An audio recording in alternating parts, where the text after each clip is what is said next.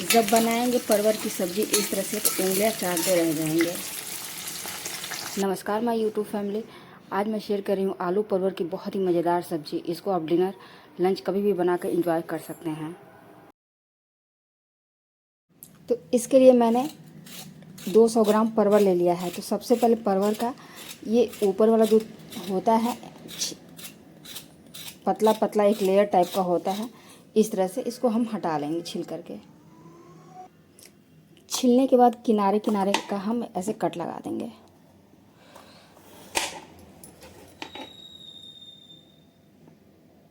और फिर इसको हम इस तरह से काट लेंगे। बड़े परवर हैं तो इसमें हम 3 भाग करेंगे,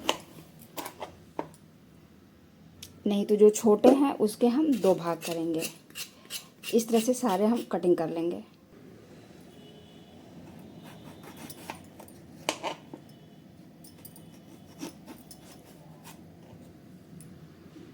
तो आप चाहें तो ये जो बीज है आप इसको निकाल दीजिए। अगर पसंद है तो छोड़ दीजिए, मुझे नहीं पसंद है तो मैं बीज इसको निकाल दूंगी।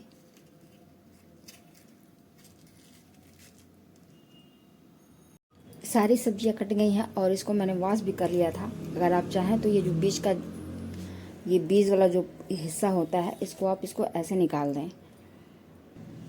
मुझे बीज नहीं ये पसंद आता है तो मैं इसके सारे बीज जो है निकाल दे रही हूँ। यहाँ कढ़ाई गरम हो गया है और इसमें सरसों का तेल डाल देंगे। तेल गरम होने के बाद परवर को डाल के फ्राई कर लेंगे। मीडियम टू हाई फ्लेम पे इसको फ्राई कर लेंगे। इनको फ्राई होने में मुश्किल से 1 से 1.5 मिनट लगेंगे। परवर हल्का सा भुन गया है तो इसी में कटे हुए आलूओं को भी डाल देंगे और इसको चला करके भून लेंगे। ग्रेवी के लिए कुछ मसाले तैयार कर लेते हैं। तो यहाँ पे सूखी मिर्च 2 है, हरी मिर्च, लहसुन, अदरक, 1 चम्मच जीरा, 10-12 काली मिर्च। यहाँ पे कुछ खड़े गरम मसाले हैं, बड़ी इलायची है, लौंग है 2, दालचीनी है, जावित्री है,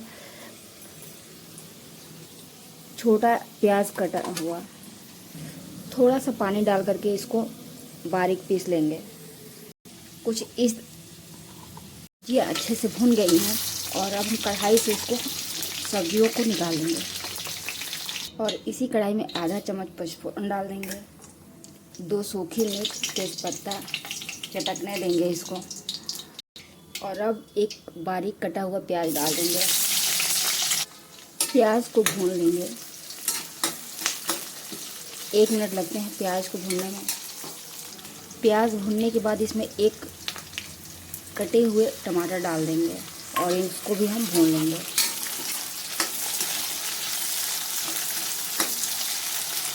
टमाटर प्याज भूनने के बाद जो मसाले हमने दरदरा करके रखा हुआ था पीस करके, अब इसको ऐड कर देंगे।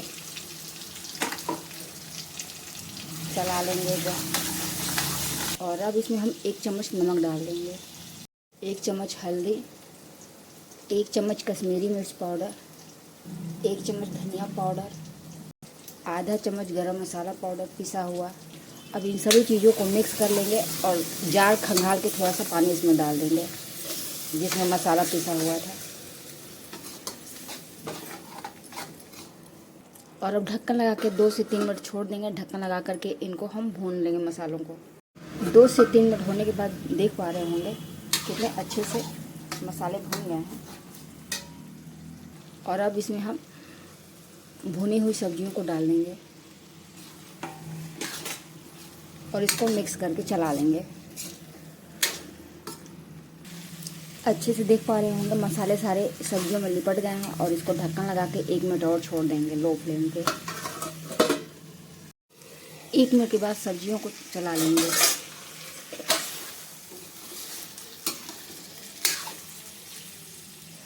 और इसमें अब हम ग्रेवी के लिए पानी डाल देंगे। अब ग्रेवी के लिए मैंने ये पानी गरम किया हुआ डाला है। इसे जो सब्जी का प्रोसेस होता है होने का रुकता नहीं है। ठंडा पानी डालेंगे तो सॉकिंग हो जाता है, फिर पकने में टाइम लगता है। इस तरह से आलू फ्राई किया हुआ था, वो भी गर्म था, और मसाले में मैंने भुना है तो वो भी गर्म था। तो गर्म पानी डालने से ये सब्ज़ी बहुत जल्दी हो जाएगी। इसको पकने में 8 से 10 मिनट लगेगा। लो फ्लेम पे मैं ढक्कन लगा करके छोड़ दूँगी। आप ग्रेवी अपने अनुसार देख लें कि पानी कितना आपको पसंद है। 12 मिनट के बाद सब्ज़ी बिल्कुल अच्छे से हो गई है। मैंने बीच में चला लिया हुआ था। और अब इसमें कटी हुई कुछ हरी मिर्च आप डाल दें। थोड़ा सा मैंने धनिया डाला हुआ है और इन सबको मिक्स कर लेंगे। एक आलू मैं काट के भी दिखा रही हूँ कि कितने अच्छे से ये आलू हो गए हैं।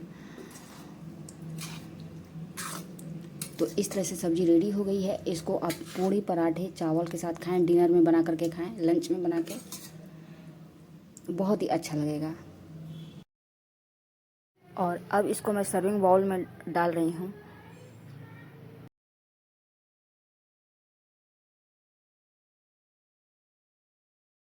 तो लीजिए फ्रेंड्स, तैयार हो गया है।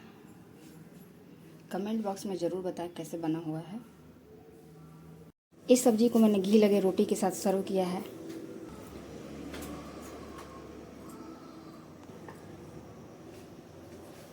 कमेंट बॉक्स में अपने सुझाव ज़रूर दें।